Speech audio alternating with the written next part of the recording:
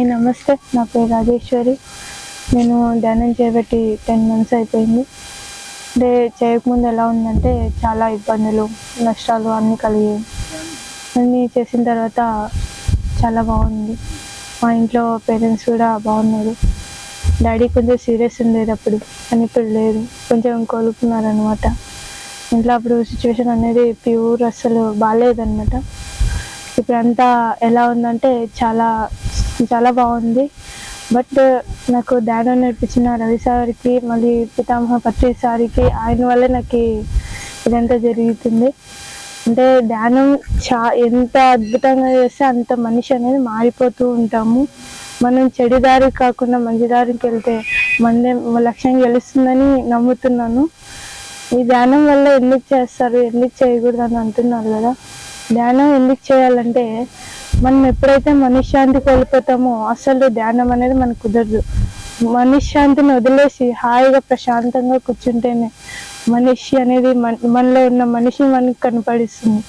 మనం ఎవరు అనేది మనకు తెలియదు, కానీ మనలో మనమే కనుక్కోవాలి.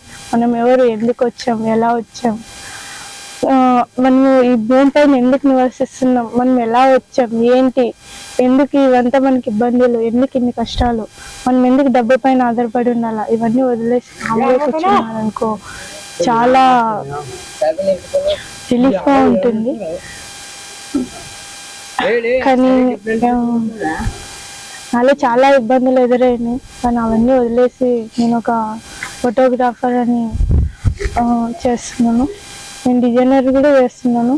బట్ ఇప్పుడు అంటే ఏపీడీసీ ఛానల్ అని మీకోసమే అంత తీస్తున్నాము. అంటే ఏపీడీసీ అంటే ఆదోని పిరమిడ్ ధ్యాన ఛానల్, ఇది మీకోసమే తీస్తున్నాము. అలాగే పిరమిడ్లో ఉన్న వాళ్ళ ధ్యాన మాస్టర్లు కూడా ఇందులో మేము ప్రాక్టీస్ చేయడం జరిగింది. అందుకని ఈ ఛానల్ ఎందుకు తీసామంటే చూస్తూనే ఉన్నాం కదా, చాలా కష్టాలు, ఇబ్బందులు అన్నీ ఎదురవుతున్నాయి కదా.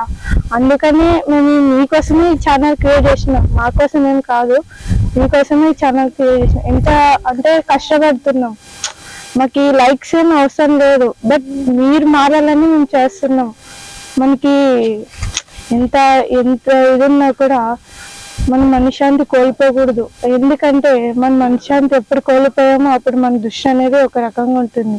అది కోల్పోకుండా చూసుకోవడానికి మన దృష్టి గమ్యాన్ని తీసుకొని వెళ్తుంది. మనం నడిచే దారిలో చాలా అడ్డంకులు ఉంటాయి, కానీ ఎక్కడ వెళ్ళాలో తెలియదు.